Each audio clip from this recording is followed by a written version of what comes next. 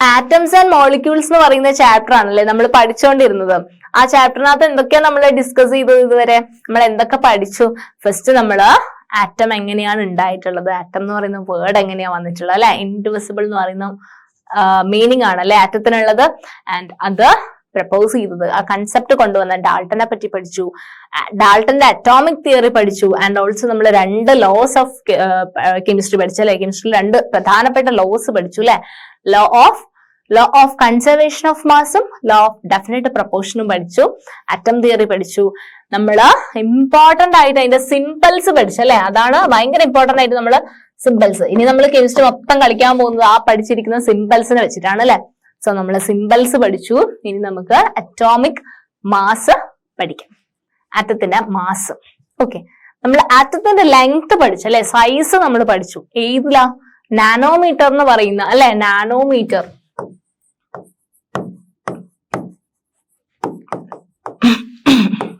അല്ലെങ്കിൽ 10⁻⁻⁹ മീറ്ററില് കാരണം നാനോമീറ്റർ അല്ലെ, 1/10⁻⁹ മീറ്റർ അല്ലെങ്കിൽ 10⁻⁻⁹ മീറ്റർ. അത്രയും ചെറുതാണ് അതിന്റെ സൈസ് എന്ന് നമ്മൾ പഠിച്ചു. ഇനി സൈസ് പഠിച്ചു, ഇനി അതിന്റെ മാസ് എങ്ങനെയായിരിക്കും, ഒരു ആറ്റത്തിന്റെ മാസ് എത്ര ഉണ്ടാവും നിങ്ങൾക്ക് ഇമാജിൻ ചെയ്യാൻ പറ്റുമോ? 10⁻⁻⁹ മീറ്റർ റേഡിയസ് ഉള്ള ഒരു ആറ്റം, 10⁻⁻⁹ മീറ്റർ റേഡിയസ് ഉള്ള ഒരു ആറ്റം, അതിന്റെ മാസ് എത്രയായിരിക്കും നിങ്ങൾക്ക് ഇമാജിൻ ചെയ്യാൻ പറ്റുമോ? നിങ്ങൾക്ക് എന്തെങ്കിലും ഒരു ഐഡിയ ഉണ്ടോ അതിന് എത്ര മാസ് ഉണ്ടാവുമായിരിക്കും? ഒരു 50 ഗ്രാം ഉണ്ടാവുമായിരിക്കും, അങ്ങനെ തോന്നുന്നുണ്ടോ? ഒരു 50 ഗ്രാം ഉണ്ടാവുമോ? അല്ലെങ്കിൽ 1 ഗ്രാം ഉണ്ടാവോ? 1/2 ഗ്രാം ഉണ്ടാവോ? മാസ് ഉണ്ടാവില്ലേ?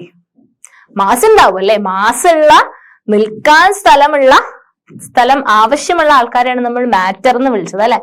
മാസുള്ള മാറ്റർ അല്ലേ, ആറ്റംസ് കമ്പൈൻ ചെയ്തിട്ടാണ് മാറ്റർ ഉണ്ടാവുന്നത്. അപ്പൊ മാസ് ഉണ്ടാവും. എത്രയായിരിക്കും മാസ് ഉണ്ടാവുക? അതിന്റെ മാസ് എത്രയായിരിക്കും നിങ്ങൾക്ക് എങ്ങനെയാ പ്രഡിക്റ്റ് ചെയ്യാൻ പറ്റുക? നിങ്ങൾ കണ്ടിട്ടുണ്ടോ ആറ്റത്തിന്? ഇല്ല അല്ലെ. നിങ്ങൾ കാണാത്ത ഒരു സാധനത്തിന്റെ മാസ് എങ്ങനെയാന്ന് നിങ്ങൾക്ക് പ്രഡിക്റ്റ് ചെയ്യാൻ പറ്റുക അല്ലെ. According to John Dalton, each element had a characteristic atomic mass. അതൊരു മാറ്റർ ആണ്, അതിന് എന്തുണ്ടാവും? മാസ് ഉണ്ടാവും. മാസുള്ള, സ്പേസിൽ ഒക്യുപ്പൈ ചെയ്യാൻ സ്ഥലം വേണ്ട എല്ലാത്തിനെയും, ഒക്യുപ്പൈ ചെയ്യാൻ സ്ഥലം വേണ്ട മാസ് ഉള്ള എല്ലാത്തിനെയും നമ്മൾ മാറ്റർ എന്നാണല്ലേ വിളിക്കുന്നത്. സോ അതിനെന്തുണ്ടാവും? ഒരു അറ്റോമിക് മാസ് ഉണ്ടാവും അല്ലെ. ഒരു ആറ്റത്തിന്റെ ആയതുകൊണ്ട് അറ്റോമിക് മാസ് ഉണ്ടാവും. ഒരു ആറ്റം ആയതുകൊണ്ട് അതിന് അറ്റോമിക് മാസ് ഉണ്ടാവും. ഡാൾട്ടൺ പറഞ്ഞു അതിനൊരു അറ്റോമിക് മാസ് ഉണ്ടെന്ന് പറഞ്ഞു. Since determining the mass of an individual atom was a relatively difficult task, relative atomic masses were determined. നമുക്ക് ഞാൻ പറഞ്ഞു നിങ്ങളടുത്ത്, ഒരു ആറ്റം എടുത്തു കഴിഞ്ഞാൽ അതിന്റെ റേഡിയസ് വരിക 10⁻⁻⁹ അതിന്റെ റേഡിയസ് വരുന്നത് അല്ലെ. സോ അത്രയും ചെറിയൊരു സാധനത്തിന്റെ ഒരെണ്ണം എടുത്തിട്ട് നമുക്ക് എന്ത് ചെയ്യാൻ പറ്റില്ല? ഒരെണ്ണം എടുത്തിട്ട് നമുക്ക് മാസ് പറയാന്ന് പറയുന്നത് ഭയങ്കര പോസിബിൾ ആണോ നമുക്ക്? അല്ലേ, ഭയങ്കര ഡിഫിക്കൽട്ട് ആണ് അല്ലെ. ഒറ്റൊരു സാധനം എടുത്തിട്ട് നമ്മൾ കാണുക പോലും ചെയ്യാത്തൊരു സാധനം എടുത്തിട്ട് നമുക്ക് മാസ് പറയാന്ന് പറയുന്നത് ഭയങ്കര ഡിഫിക്കൽട്ട് ആണ്. സോ നമ്മൾ അതിന്റെ ഒരെണ്ണത്തിന്റെ മാസ് അല്ല നമ്മൾ ആറ്റത്തിന്റെ കാൽക്കുലേറ്റ് ചെയ്യുക, നമ്മൾ റിലേറ്റീവ് അറ്റോമിക് മാസസ് ആണ് നമ്മൾ ഡിറ്റർമൈൻ ചെയ്യുന്നത്. ഓക്കെ, നമ്മൾ ആറ്റത്തിന്റെ മാസ് പറയുന്നത് റിലേറ്റീവ് അറ്റോമിക് മാസസ് ആയിട്ടാണ് ഡിറ്റർമൈൻ ചെയ്യുന്നത്. ഓക്കെ, ഒരു എക്സാമ്പിൾ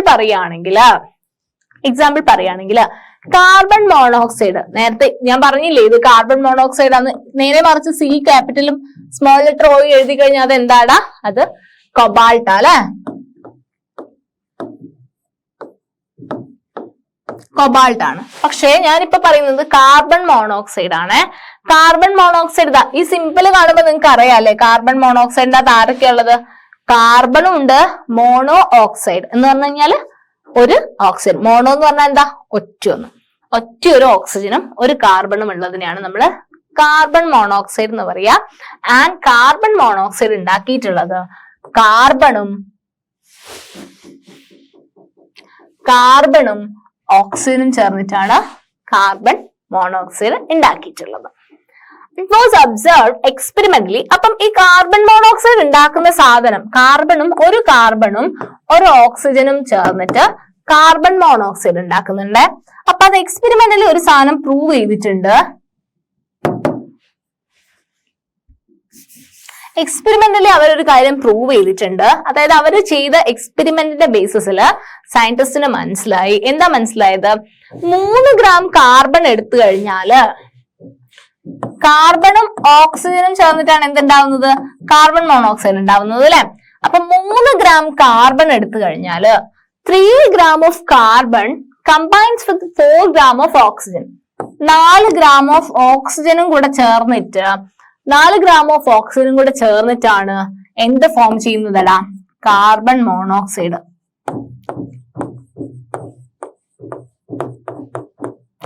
അപ്പം അവർക്ക് മനസ്സിലായി, അവർ ചെയ്തു നോക്കിയപ്പോ അവർക്ക് മനസ്സിലായി നമുക്ക് കാർബൺ മോണോക്സൈഡ് കിട്ടണമെങ്കിൽ 3 ഗ്രാം കാർബണും 4 ഗ്രാം ഓക്സിജനും എടുത്താലാണ് അവർക്ക് കാർബൺ മോണോക്സൈഡ് കിട്ടുന്നതെന്ന് മനസ്സിലായി. അല്ലെങ്കിൽ അവർക്ക് എന്ത് പറയാം? Carbon combines with 4/3 times its mass with oxygen. അതായത് നമ്മൾ 3 ഗ്രാം കാർബൺ എടുത്താൽ 3 ഗ്രാം ആണ് നമ്മളെ കയ്യിൽ കാർബൺ ഉള്ളതെന്ന് വെച്ച് കഴിഞ്ഞാല് നമുക്ക് ഈ 3 ഗ്രാം കാർബൺ ഉപയോഗിച്ചിട്ട് കാർബൺ മോണോക്സൈഡ് കിട്ടണമെങ്കിൽ 4 ഗ്രാം ഓക്സിജൻ വേണം. 3 ഗ്രാം കാർബൺ എടുത്തിട്ട് കാർബൺ മോണോക്സൈഡ് കിട്ടണം എന്നുണ്ടെങ്കിൽ 4 ഗ്രാം ഓക്സിജൻ കൂടിയേ തീരും. 4 ഗ്രാം ഓക്സിജൻ 3 ഗ്രാം കാർബണിന്റെ കൂടെ റിയാക്ട് ചെയ്താൽ മാത്രമേ നമുക്ക് കാർബൺ മോണോക്സൈഡ് എന്ന് പറയുന്ന സാധനം കിട്ടുള്ളൂ. ഓക്കെ, അത് മനസ്സിലായോ? അപ്പം നമുക്ക് പറയാം 1 ഗ്രാം കാർബൺ ആണ് അപ്പൊ റിയാക്ട് ചെയ്യുന്നതെന്ന് വിചാരിച്ചോ. 1 ഗ്രാം കാർബൺ ആണ് അപ്പൊ റിയാക്ട് ചെയ്യും. അപ്പൊ 3 ഗ്രാം എടുത്തു കഴിഞ്ഞാൽ അതിന് 4 ഗ്രാം വേണം. അപ്പൊ 1 ഗ്രാം എടുത്തു കഴിഞ്ഞാൽ എത്ര ഗ്രാം വേണം ഇടാം? 1 ഗ്രാം എടുത്തു കഴിഞ്ഞാൽ 4/3 വേണ്ടേ? 4/3 വേണ്ടേ? അപ്പം ഇതിന്റെ 4/3 എന്ത് വേണം? ഓക്സിജൻ വേണം. എന്നാലേ എന്തുള്ളൂ? കാർബൺ മോണോക്സൈഡ് കിട്ടുള്ളൂ. 3 ഗ്രാം കാർബൺ റിയാക്ട് ചെയ്യണമെങ്കിൽ 3 ഗ്രാം കാർബൺ വെച്ചിട്ട് കാർബൺ മോണോക്സൈഡ് നമുക്ക് ഉണ്ടാക്കണമെങ്കിൽ 4 ഗ്രാം ഓക്സിജൻ വേണം. അപ്പം 1 ഗ്രാം കാർബൺ വെച്ചിട്ടാണ് നമ്മൾ റിയാക്ട് ചെയ്യിപ്പിക്കുന്നത്, അല്ലെങ്കിൽ 1 ഗ്രാം കാർബൺ വെച്ചിട്ടാണ് നമുക്ക് ഉണ്ടാക്കേണ്ടതെന്ന് വെച്ച് കഴിഞ്ഞാല് 4/3 ഗ്രാം വേണം. കാരണം 1 ഗ്രാം എങ്ങനെ ഇവിടെ കിട്ടുക? ശരിക്കും പറഞ്ഞാൽ ഇതെന്താ ചെയ്യുന്നതെന്ന് അറിയോ? 3നെ 3 കൊണ്ട് ഡിവൈഡ് ചെയ്യുക ചെയ്യുന്നത്. അപ്പൊ അല്ലെ ഇവിടെ 1 കിട്ടുക. അപ്പൊ 4നെ എന്ത് ചെയ്യും? 3 കൊണ്ട് ഡിവൈഡ് ചെയ്യും. അപ്പൊ 4/3 കിട്ടും. അപ്പൊ 4/3 എന്ന് പറഞ്ഞു കഴിഞ്ഞാൽ അപ്രോക്സിമേറ്റ്ലി എത്രയാണ് വരിക? 1.33 അല്ലേ? 4/3 എന്ന് പറഞ്ഞു കഴിഞ്ഞാല് 1.33 ആ. അതായത് atomic mass unit as equal to the mass of 1 carbon atom, then we would assign carbon an atomic mass of 1 U and oxygen an atomic mass of 1.33 U. നേരത്തെ നമ്മള് അറ്റോമിക് മാസ് യൂണിറ്റ് കാണിക്കാൻ വേണ്ടിട്ട് AMU എന്നാ represent ചെയ്തുകൊണ്ടിരുന്നത്. AMU atomic mass unit. പക്ഷെ ഇപ്പൊ നമ്മൾ IUPAC പറയുന്നത് നിങ്ങൾ AMU എന്ന് റെപ്രസെന്റ് ചെയ്യേണ്ട, അറ്റോമിക് മാസ് യൂണിറ്റിനെ കാണിക്കാൻ നിങ്ങൾ യൂണിഫൈഡ് മാസ് എന്നുള്ള എന്ത് കാണിച്ചാൽ മതി? U എന്നുള്ള സിമ്പല് കാണിച്ചാൽ മതി. യൂണിഫൈഡ് മാസ് എന്ന് കാണിക്കാൻ വേണ്ടിയിട്ട് നിങ്ങൾ U എന്നാക്കിയാൽ മതി. അറ്റോമിക് മാസ് യൂണിറ്റിന്റെ AMU നിങ്ങൾ ഉപയോഗിക്കേണ്ടെന്ന് IUPAC പറഞ്ഞു. അപ്പൊ നമ്മളിപ്പം യൂണിഫൈഡ് മാസ് ആയിട്ടുള്ള U ആണ്. അപ്പം ഇത് പ്രകാരം എന്താ പറയുന്നത്? 1 ഗ്രാം കാർബണിന് റിയാക്ട് ചെയ്യാൻ എത്ര ഗ്രാം ഓക്സിജൻ വേണം? 1.33 ഗ്രാം ഓക്സിജൻ വേണം. കാരണം നമ്മള് ആൾക്കാരെ എക്സ്പെരിമെന്റ് ചെയ്തപ്പം 3 ഗ്രാം കാർബണ് റിയാക്ട് ചെയ്യാൻ 4 ഗ്രാം ഓക്സിജൻ വേണമായിരുന്നു. അപ്പം 1 ഗ്രാം കാർബണ് റിയാക്ട് ചെയ്യാൻ വേണ്ടിയിട്ട് 1.33 ഗ്രാം അല്ലെങ്കിൽ 4/3 ഗ്രാം ഓഫ് ഓക്സിജൻ വേണം. ഓക്കെ, അതാണ് 1 യൂണിറ്റ് ആയിട്ടാണ് നമ്മള്. അപ്പം നമ്മളിവിടെ കാർബണിന്റെ എടുക്കുന്ന 1 യൂണിറ്റ്, അപ്പൊ ഓക്സിജന്റെ നമ്മൾ 1.33 യൂണിറ്റ് ആയിട്ട് എടുക്കും. ഓക്കെ, അപ്പൊ ആണ് അത് മാസ്. നമുക്ക് 4 ഗ്രാം എന്ന് പറയുമ്പോൾ വലുതല്ലേ, നമുക്ക് കാണാൻ പറ്റുന്നതല്ലേ 4 ഗ്രാം. നമുക്ക് ഒബ്സർവബിൾ ആയിട്ടുള്ള ഒരു മാസാണ് 4 ഗ്രാം എന്ന് പറയുന്നത്. 3 ഗ്രാം ഒക്കെ അല്ലെ നമുക്ക് കാണാൻ പറ്റും. അപ്പം അത് വെച്ചിട്ട് നമ്മള് ഒരാളുടെ എന്ത് ചെയ്യാണ്? അസൈൻ ചെയ്യാണ്. ഓക്കെ, 4 ഗ്രാം എന്നുള്ള സാധനം നമ്മൾ കെമിക്കലി എക്സ്പെരിമെന്റലി ചെയ്തിട്ട് അതിൽ നിന്ന് നമ്മൾ ഏറ്റവും ചെറിയൊരു ഫോമിലേക്ക് എന്ത് ചെയ്യുക? നമ്മള് കാൽക്കുലേറ്റ് ചെയ്ത് എടുക്കുക ചെയ്യുന്നത്.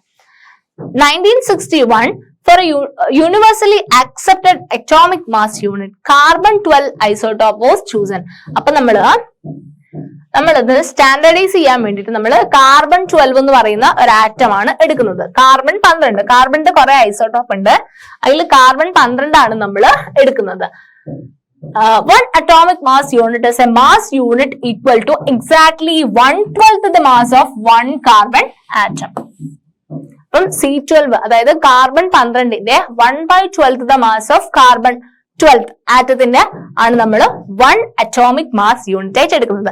അപ്പം ഒരെണ്ണത്തിന് അത് വെച്ചെടുത്തിട്ട് ഒരെണ്ണത്തിന് അത് വെച്ചെടുത്തിട്ട് ബാക്കിയെല്ലാം അപ്പൊ ഒരെണ്ണത്തിന്റെ അതാണ് mass 1/12 the atomic mass of carbon atom. അങ്ങനെ എടുത്തിട്ട് നമ്മൾ അതിനെ ബാക്കിയുള്ളതായിട്ട് എന്ത് ചെയ്യും, കമ്പയർ ചെയ്തിട്ട് പഠിക്കും. അല്ലാതെ നമുക്ക് ഒരെണ്ണത്തിൻ്റെതായിട്ട് എന്ത് ചെയ്യാൻ പറ്റില്ല, നമുക്ക് കാൽക്കുലേറ്റ് ചെയ്യാൻ പറ്റില്ല, കാരണം അത് ഭയങ്കര ചെറുതാണ്. അപ്പൊ നമ്മൾ കാർബൺ 12ന്റെ ഐസോടോപ്പ് വെച്ചിട്ട് നമ്മളത് കമ്പയർ ചെയ്യാണ് ചെയ്യുന്നത്. Relative atomic masses of all elements have been found with respect to an atom of carbon 12. അപ്പം കാർബൺ 12 വെച്ചിട്ടാണ് നമ്മൾ ഇനി അറ്റോമിക് മാസ് കാണുന്നത്. ഓക്കെ, അത് വെച്ചിട്ട് നമ്മൾ എന്ത് ചെയ്യും, കമ്പയർ ചെയ്തിട്ടാ പഠിക്കുന്നത്. അത് വെച്ചിട്ട് പഠിക്കുമ്പോൾ നമ്മള് ഹൈഡ്രജന് എത്രയാ കൊടുക്കാന്ന് അറിയോ, നമ്മള് ഹൈഡ്രജന്റെ മാസ് 1. ഓക്കെ, ഈ മാസ് നിങ്ങൾ പഠിക്കണം. ഇമ്പോർട്ടന്റ് ആയിട്ടുള്ള സാധനമാണ് ഞാൻ ടേബിളിൽ കൊടുത്തിട്ടുള്ളത്. സോ അത് നിങ്ങൾ അതിനകത്തൊന്നും സ്കിപ്പ് ചെയ്യാൻ പാടില്ല, അത് നിങ്ങൾ അറിഞ്ഞിരിക്കണം. ഓക്കെ, അത് നിങ്ങൾ അത്രയും പഠിച്ചിരിക്കണം. ഹൈഡ്രജനെ റെപ്രസെന്റ് ചെയ്യുന്ന എന്താടാ, എങ്ങനെയാടാ, നിങ്ങൾക്ക് ഓർമ്മ ഉണ്ടോ നോക്കണ്ട, സിമ്പിൾസ് H അല്ലെ, ഹൈഡ്രജൻ H ആണ്, ഹൈഡ്രജന്റെ മാസ് 1 ആണ്. ഓക്കെ, കാർബണിനെ റെപ്രസെന്റ് ചെയ്യുന്നത് C ആണ് അല്ലെ, C.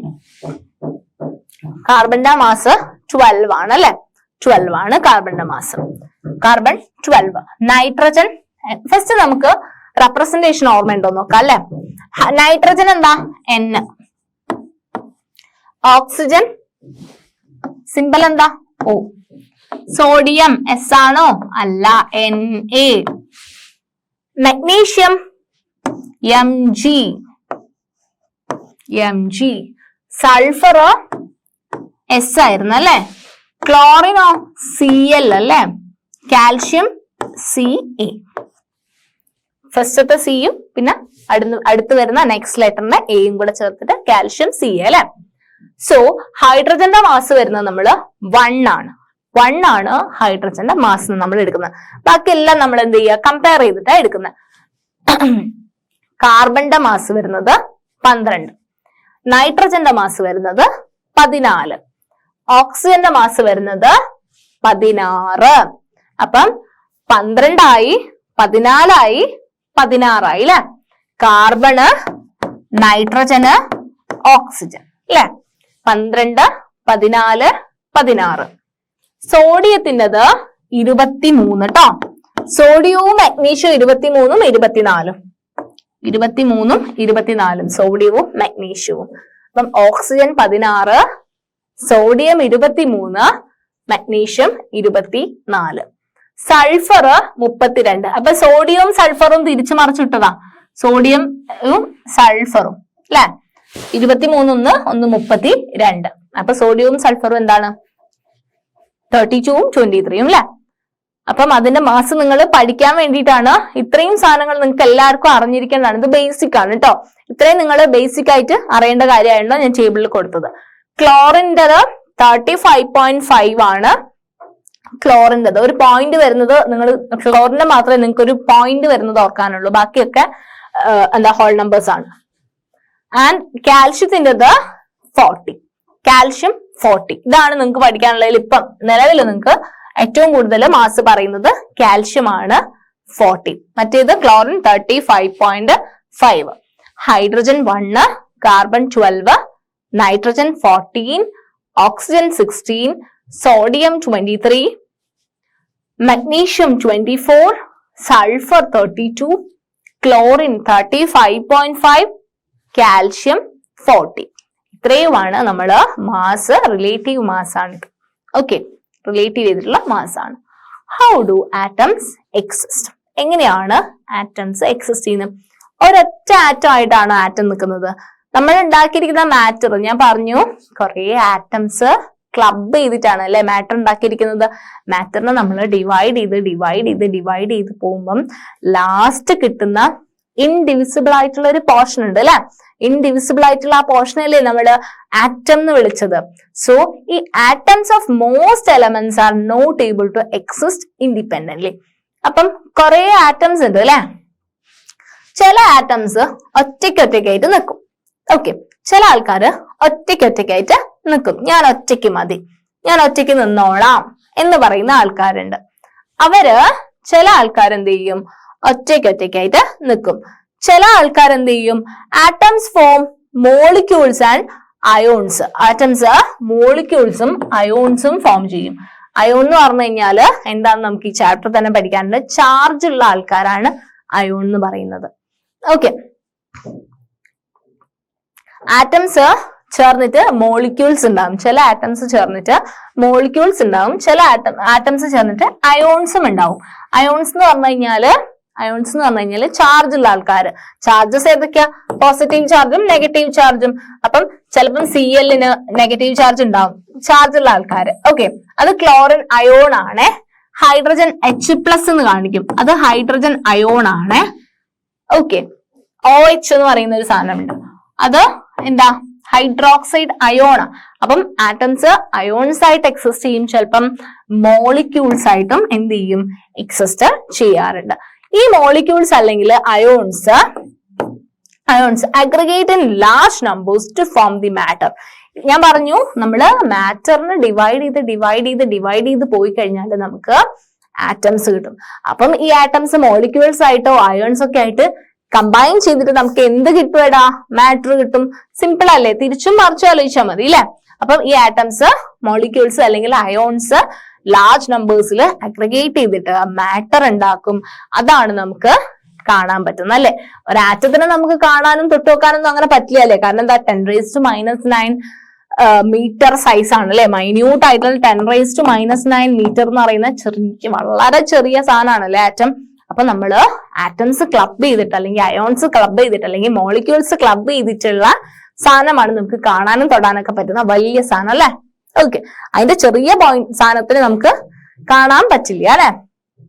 ഓക്കെ, ഇനി എന്താണ് molecule? What is A molecule? എന്താ മോളിക്യൂൾ എന്ന് പറഞ്ഞു കഴിഞ്ഞാല്? മോളിക്യൂൾ എന്ന് പറഞ്ഞാൽ എന്താ?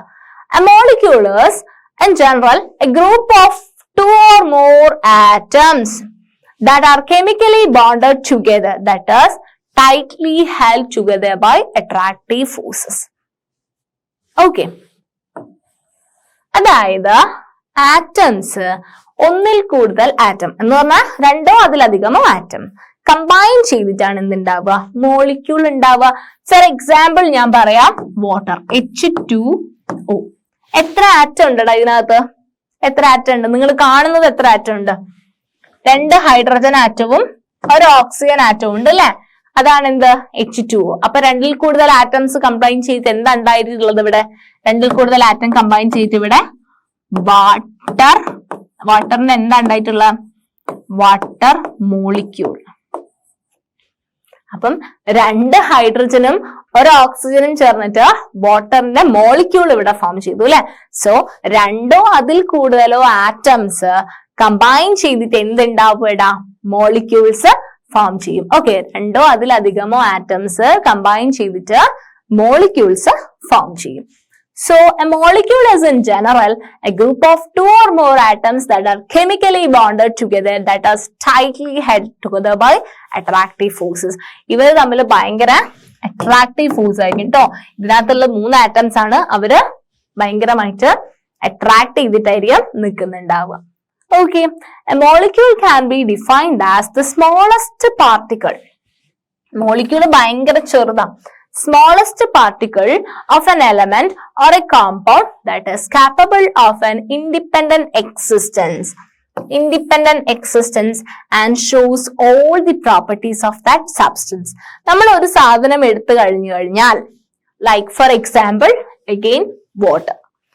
നമ്മൾ വാട്ടറിന്റെ ഒരു മോളിക്യൂൾ എടുത്തു കഴിഞ്ഞാൽ ഞാനൊരു കപ്പിലെടുത്തു, ഒരു വാട്ടർ എടുത്തു. കപ്പില് 1 ഗ്ലാസ് വെള്ളം എടുത്തു. ആ വെള്ളത്തിന്റെ ഒറ്റ മോളിക്യൂൾ ഞാൻ എടുത്ത് എക്സാമിൻ ചെയ്ത് കഴിഞ്ഞാല് ആ കപ്പിലെ വെള്ളം എന്ത് ക്യാരക്ടർ ആണോ കാണിക്കുന്നത്, എന്ത് പ്രോപ്പർട്ടി ആണോ കാണിക്കുന്നത്, സെയിം പ്രോപ്പർട്ടി നമുക്ക് ആ വാട്ടർ മോളിക്യൂളും കാണിക്കും. അതായത് ഒരു മോളിക്യൂൾ എന്ന് പറയുന്നത് എല്ലാ പ്രോപ്പർട്ടീസും ഉൾക്കൊള്ളുന്ന ഇൻഡിപെൻഡന്റ് എക്സിസ്റ്റൻസ് ഉള്ള ഒരു സബ്സ്റ്റൻസിന്റെ എല്ലാ പ്രോപ്പർട്ടിയും കാണിക്കുന്ന ഏറ്റവും ചെറിയ ഫാക്ടർ ആണ് എന്ത്? ഏറ്റവും ചെറിയ പാർട്ടിക്കിൾ ആണ് എന്ത്? ഏറ്റവും ചെറിയ ഫാക്ടർ ആണ് എന്ത്? അതിന്റെ മോളിക്യൂൾ. അതായത് ഞാൻ പറഞ്ഞ ഒരു ഗ്ലാസ് വെള്ളം എടുത്തു കഴിഞ്ഞാല് ആ വെള്ളം കാണിക്കുന്ന സ്വഭാവവും വാട്ടർ H2O എന്ന് പറയുന്ന വാട്ടർ മോളിക്യൂൾ കാണിക്കുന്ന സ്വഭാവവും സെയിം ആയിരിക്കും. അപ്പം ഒരു മാറ്ററിന്റെ ഏറ്റവും ചെറിയ ഒരു മോളിക്യൂൾ കാണിക്കുന്നതും ആ മാറ്റർ കാണിക്കുന്നതും എന്തായിരിക്കും എടാ? സെയിം സ്വഭാവം ആയിരിക്കും. Atoms of the same element or of different elements can join together to form molecules. Atoms of the same element. Atoms of the same element or of different elements can join together to form molecules. അപ്പം ഞാനൊരു example പറയാം. ഹൈഡ്രജന്റെ molecule same elements ചേർന്നിട്ടും molecule ഉണ്ടാക്കാം, different elements ചേർന്നിട്ടും molecule ഉണ്ടാക്കാം. Different elements നിങ്ങൾക്ക് അറിയുന്ന molecule ഞാനിപ്പോ കാണിച്ചെന്ന H2O അല്ലെ? H2O ഒരു മോളിക്യൂളാ. ഇതിനകത്ത് ആരൊക്കെ ഉണ്ടടാ?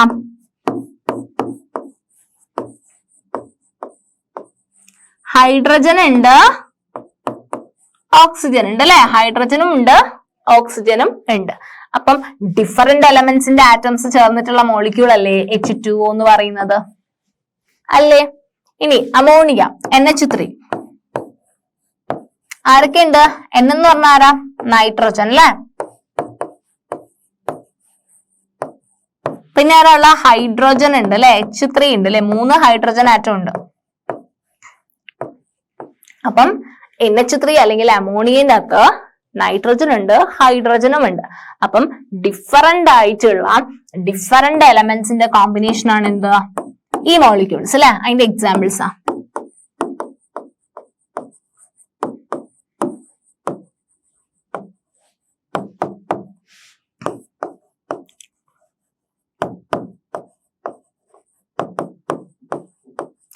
ഇനി ഞാനൊരു ഓക്സിജൻ മോളിക്യൂൾ എടുക്കാം.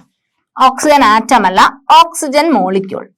ഇതൊരു ഓക്സിജൻ മോളിക്യൂൾ ആണ്. 2 ഓക്സിജൻ ആറ്റംസ് ഉള്ള ഓക്സിജന്റെ മോളിക്യൂൾ ആണിത്.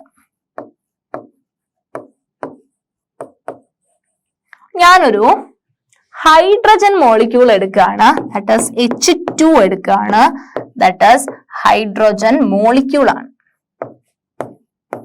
2 ഹൈഡ്രജൻ ആറ്റംസ് ഉള്ള ഹൈഡ്രജൻ മോളിക്യൂൾ. അപ്പം ഇതിനകത്ത് എന്താ? 2 ഓക്സിജൻ ആണല്ലേ ഉള്ളത്, 2 ഓക്സിജൻ ആണല്ലേ ഉള്ളത്, 2 ഹൈഡ്രജൻ ആണല്ലേ ഉള്ളത്. സോ ഇവരെന്താ? ആറ്റംസ് ഓഫ് സെയിം എലമെന്റ്സ് അല്ലെ?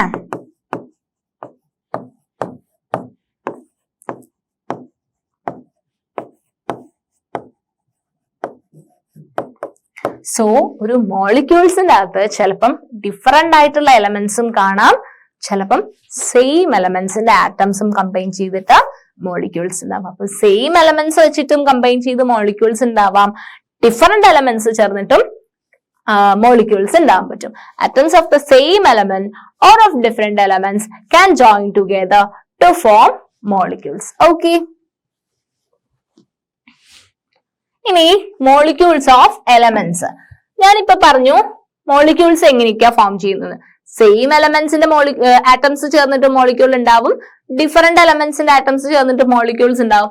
Molecules of an element are constituted by the same type of atoms. ഒരു എലമെന്റിന്റെ മോളിക്യൂൾ എന്ന് പറയുന്നത്, ഒരു എലമെന്റിന്റെ മോളിക്യൂൾ ഫോർ എലമെന്റ്സ് ആരൊക്കെ? അപ്പം ഹൈഡ്രജന്റെ മോളിക്യൂൾ എന്താ? സെയിം ടൈപ്പ് ഓഫ് ആറ്റംസ് ചേർന്നിട്ടാണ് അല്ലെ? ഹൈഡ്രജൻ എന്ന് പറയുന്നത് 2 ഹൈഡ്രജൻ ആറ്റത്തിന്റെ ഇതാണ് അല്ലെ? അപ്പൊ H2 എന്ന് പറഞ്ഞു കഴിഞ്ഞാല് ഒരേപോലത്തെ 2 ആറ്റംസ് ചേർന്നിട്ടാണ് ഒരു മോളിക്യൂൾ ഉണ്ടാവുന്നത് അല്ലെ? ഇപ്പൊ നൈട്രജൻ അല്ലെങ്കിൽ നിങ്ങൾക്ക് ഓക്സിജൻ എടുക്കുകയാണെങ്കിൽ എന്താ? ഓക്സിജന്റെ 2 ഓക്സിജൻ എന്ന് പറയുന്നത് രണ്ടും ഒരേ സ്വഭാവമുള്ള ഒരുപോലെയുള്ള 2 ഓക്സിജൻ കമ്പൈൻ ചെയ്തിട്ടാണ് ഓക്സിജന്റെ മോളിക്യൂൾ ഉണ്ടാവുന്നത് അല്ലെ? So molecules of an element are constituted by the same type of atoms അല്ലെ? Molecules of many elements such as argon, helium, etc. made up of only one atom of that element. ഞാൻ പറഞ്ഞു hydrogen മോളിക്യൂളിന് 2 hydrogen ഉണ്ടെങ്കിലേ ഹൈഡ്രജന്റെ molecule ആയിട്ട് മാറാൻ പറ്റുള്ളൂ. Oxygen മോളിക്യൂളിന് 2 oxygen atoms ചേർന്നാൽ മാത്രമേ molecule ആയിട്ട് മാറാൻ പറ്റുള്ളൂ. പക്ഷേ ചില എലമെന്റ്സ് ഉണ്ട്, അവർക്ക് മോളിക്യൂൾ ആവണമെങ്കിൽ 2 ആൾക്കാർ വേണ്ട. അവർ ഒറ്റയ്ക്ക് നിന്നാലും അവർക്ക് മോളിക്യൂൾ ആയിട്ട് ആക്ട് ചെയ്യാൻ പറ്റും. അങ്ങനത്തെ ആൾക്കാരാണ് ഹീലിയം. ആർഗൺ, ക്രിപ്റ്റോൺ അല്ല ഹീലിയം. ഹീലിയം എന്ന് പറയുന്നത് ആർഗൺ എന്ന് പറയുന്നത് ഇവരൊക്കെ ഹീലിയത്തിന്റെ HE ആണ്. ശ്രദ്ധിക്കണേ, ആദ്യത്തെ എച്ചും ഇയും. ക്രിപ്റ്റോൺ, സീനൻ, റാഡൺ എന്നൊക്കെ പറയുന്ന ആൾക്കാരുണ്ട്. ആൻഡ് ഹീലിയം എന്ന് പറയുന്ന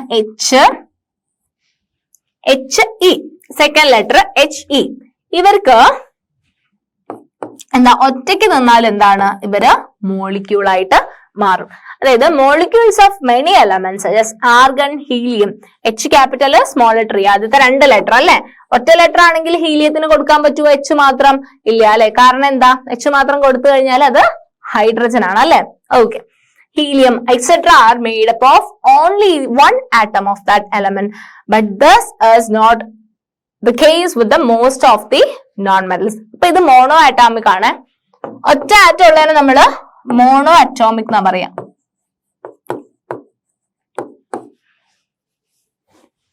Molecules of oxygen consist of 2 atoms of oxygen and hence it is known as a diatomic molecule. 2 oxygen atoms ചേർന്നാലാണ് ഓക്സിജൻ മോളിക്യൂൾ ഉണ്ടാവുന്നത് അല്ലേടാ. 2 ഓക്സിജൻ ആറ്റം ചേർന്നാലാണ് ഓക്സിജന്റെ മോളിക്യൂൾ ഉണ്ടാവുക. സോ അതിനെ നമ്മള് ഡയാറ്റോമിക്. ഡൈ എന്ന് പറഞ്ഞാൽ എന്താ, ഡൈ എന്ന് 2 എന്നാണ് അർത്ഥം അല്ലെ, 2. സോ ഇതെന്താണെടാ, ഒരു ഡയാറ്റോമിക് മോളിക്യൂൾ ആണ്. 2 ആറ്റംസ് കമ്പൈൻ ചെയ്തിട്ട് എന്ത് ഫോം ചെയ്യും, ഒരു മോളിക്യൂൾ ഫോം ചെയ്യുന്നുണ്ടെങ്കിൽ അതിനെ ഡയാറ്റോമിക് മോളിക്യൂൾ എന്നാണ് പറയുന്നത്.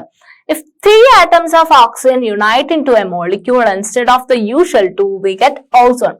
അപ്പം 2 ഓക്സിജൻസ് കമ്പൈൻ ചെയ്ത് കഴിഞ്ഞാൽ ഓക്സിജന്റെ മോളിക്യൂൾ കിട്ടും. ഇനി 3 ഓക്സിജൻസ് കമ്പൈൻ ചെയ്ത് കഴിഞ്ഞാൽ നമുക്ക് ഓസോൺ എന്ന് പറയുന്ന ഒരു സ്ട്രക്ചർ ആണ് കിട്ടുക. O3 കിട്ടും. നമുക്ക് O2 അല്ലേ കിട്ടുന്നത്, ഡയാറ്റോമിക് എന്ന് പറഞ്ഞാൽ O2. O3 എന്ന് പറഞ്ഞു കഴിഞ്ഞാൽ that will be ozone. അപ്പൊ 3 ഓക്സിജൻ ആറ്റംസ് യുണൈറ്റ് ചെയ്ത് കഴിഞ്ഞു കഴിഞ്ഞാൽ നമുക്ക് ഓസോൺ ആണ് കിട്ടുക. That is O3.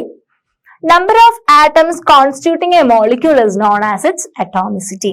അപ്പം ഒരു മോളിക്യൂളിന്റെ അകത്ത് എത്ര ആറ്റംസ് യൂണിറ്റ് ചെയ്യുന്നുണ്ട്, എത്ര ആറ്റംസിന്റെ യൂണിഫിക്കേഷൻ അല്ലെങ്കിൽ യൂണിറ്റി ആണെന്നുണ്ടെങ്കിൽ അതിനെയാണ് അതിന്റെ അറ്റോമിസിറ്റി എന്ന് പറയുന്നത്. ഇപ്പൊ 2 ആറ്റംസ് ഉണ്ടെങ്കിൽ ഡയാറ്റോമിക് എന്ന് പറയില്ലേ. ഇനി 2ൽ കൂടുതൽ ആറ്റംസ് ഉണ്ടെങ്കിൽ നമ്മൾ അതിനെ പോളി അറ്റോമിക് എന്നൊക്കെ പറയാം അല്ലെ. എന്താ, 2ൽ കൂടുതലാണെങ്കിൽ അങ്ങനെ പറയാം. അപ്പം എത്ര ആറ്റംസ് കമ്പൈൻ ചെയ്യുന്നുണ്ടോ അത് വെച്ചിട്ടാണ് നമ്മൾ ഇതിന്റെ അറ്റോമിസിറ്റി എന്ന് പറയുന്നത്. Okay. Metals and some other elements such as carbon do not have a simple structure but consist of a very large and indefinite number of atoms bonded together. ഞാൻ പറഞ്ഞു carbon എന്നൊക്കെ പറയുന്നത് ഒരുപാട് ചെയിൻ, കാർബണിന്റെ ലോങ് ചെയിൻ ഉണ്ടാക്കും. പറഞ്ഞു 20 ഒക്കെ carbons എന്ത് ചെയ്യും, 20ലധികം കാർബൺസ് ഒക്കെ യുണൈറ്റ് ചെയ്തിട്ട് വലിയ കോമ്പൗണ്ട് ഉണ്ടാക്കും. അങ്ങനത്തെ കുറെ ആറ്റംസ്. അപ്പൊ അവിടെ ഇഷ്ടംപോലെ ആറ്റംസ് വരുന്നില്ലേ, അവർക്ക് സിമ്പിൾ സ്ട്രക്ചർ ആയിരിക്കില്ല. അപ്പൊ അതിനെ നമ്മള് പോളി അറ്റോമിക് എന്നാ പറയാ കേട്ടോ. ഒരുപാട് ആറ്റംസ് ഉണ്ടെങ്കിൽ അതിനെ പോളി അറ്റോമിക് എന്നാ പറയാ. Okay.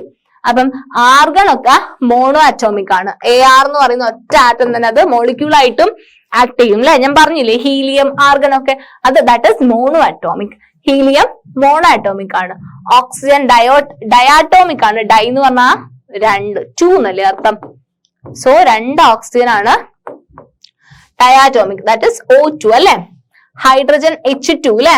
H2 is diatomic. 2 hydrogen ചേർന്ന് കഴിഞ്ഞാലാണ് ഒരു ഹൈഡ്രജൻ മോളിക്യൂൾ ഉണ്ടാവുന്നത് അല്ലെ. നൈട്രജൻ എന്ന് പറയുന്നത് ഡയാറ്റോമിക് ആണ്, ദാറ്റ് ഇസ് N2 അല്ലെ. 2 നൈട്രജൻ ചേർന്ന് കഴിഞ്ഞാല് എന്തുണ്ടാവും, 2 നൈട്രജൻ ചേർന്ന് കഴിഞ്ഞാല് നൈട്രജൻ മോളിക്യൂൾ ഉണ്ടാവും. ക്ലോറിൻ എന്ന് പറയുന്നത് ഡയാറ്റോമിക് ആണ്, Cl2. ക്ലോറിൻ Cl എന്നാ റെപ്രസെന്റ് ചെയ്യുക, Cl2. ഫോസ്ഫറസ് എന്ന് പറയുന്നത് ടെട്രാ അറ്റോമിക് ആ, ദാറ്റ് മീൻസ് 4 ആറ്റംസ് വേണം. Okay, that is tetra atomic. Tetra എന്ന് പറഞ്ഞാൽ 4 എന്നർത്ഥം. ടെട്രാ എന്ന് പറഞ്ഞാൽ 4. And sulphurous poly atomic. Poly എന്ന് പറഞ്ഞു കഴിഞ്ഞാൽ മോർ ദാൻ 2 കാണിക്കാൻ, അല്ലെങ്കിൽ ഒരുപാട് അറ്റംസിന്റെ കോമ്പിനേഷൻ ഉണ്ടെങ്കിൽ അതിന് പോളി അറ്റോമിക്. ഇങ്ങനെയാണ് നമ്മൾ അറ്റോമിസിറ്റി പറയുന്നത്. ഓക്കെ. അപ്പൊ നമ്മള് അറ്റോമിസിറ്റി ആണ് പഠിച്ചത്. Okay,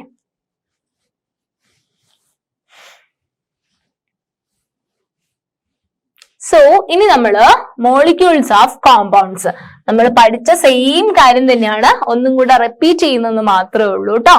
Atoms of different elements join together in different proportion to form molecules of compounds.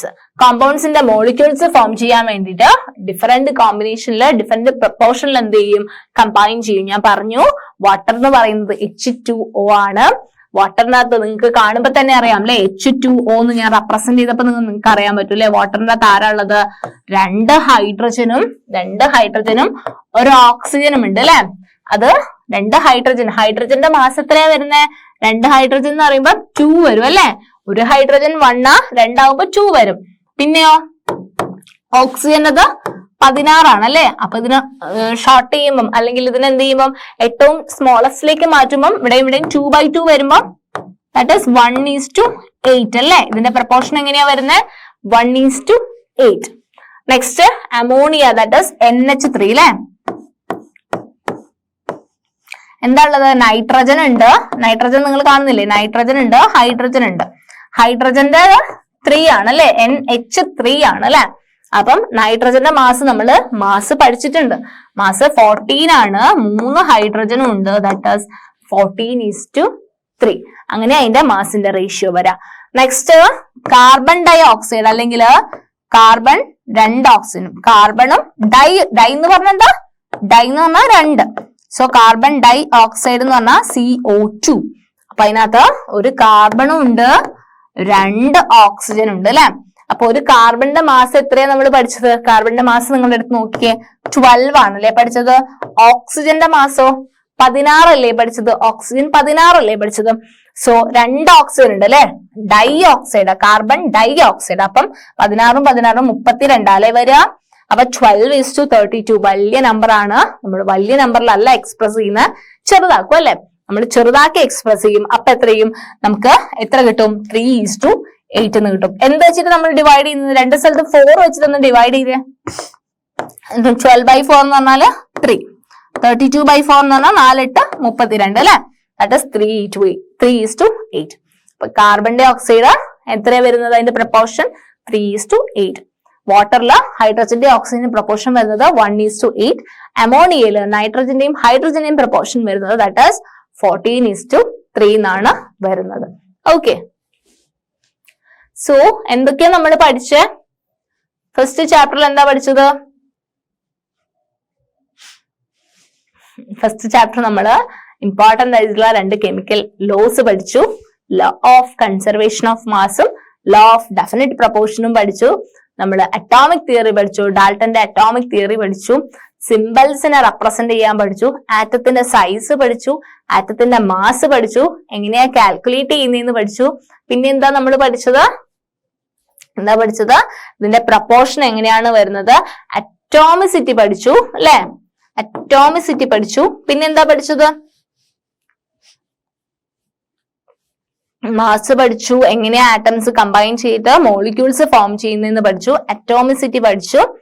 പിന്നെ നമ്മള് മോളിക്യൂൾസിന്റെ റേഷ്യോ പഠിച്ചു അല്ലെ. എങ്ങനെയാണ് ആറ്റംസ് കമ്പൈൻ ചെയ്ത് മോളിക്യൂൾ ഉണ്ടാവുന്ന, അതിന്റെ പ്രപ്പോർഷൻ എങ്ങനെയാണെന്നും പഠിച്ചു. ഓക്കെ, എല്ലാവരും വായിച്ചു നോക്കണം. നിങ്ങൾക്ക് സിമ്പിൾസ് തെറ്റാനുള്ള ചാൻസസ് വളരെ കൂടുതലാണ്. നിങ്ങളത് പ്രത്യേകം നോട്ട് ചെയ്ത് പഠിക്കണം കേട്ടോ. ഇനി നമുക്ക് കുറച്ചൊരു എങ്ങനെയാണ്, നിങ്ങളിപ്പോ കണ്ടിട്ടുണ്ടാവും അല്ലെ, സോഡിയം ക്ലോറൈഡ് NaCl എന്നൊക്കെ എഴുതി കണ്ടിട്ടുണ്ടാവും, പലപ്പോഴായിട്ട് പഠിച്ചിട്ടുണ്ടാവും. വാട്ടറിന്റെ H2O ആണ് എന്നൊക്കെ പഠിച്ചിട്ടുണ്ടാവും. ഇതെങ്ങനെയാ നമ്മൾ എങ്ങനെയാണ് അത് എഴുതുന്നതെന്നാണ് ഇനി നമുക്ക് പഠിക്കാനുള്ളത്. അത് നമുക്ക് വേറൊരു സെഷനായിട്ട് തന്നെ പഠിക്കാം. ഓക്കെ.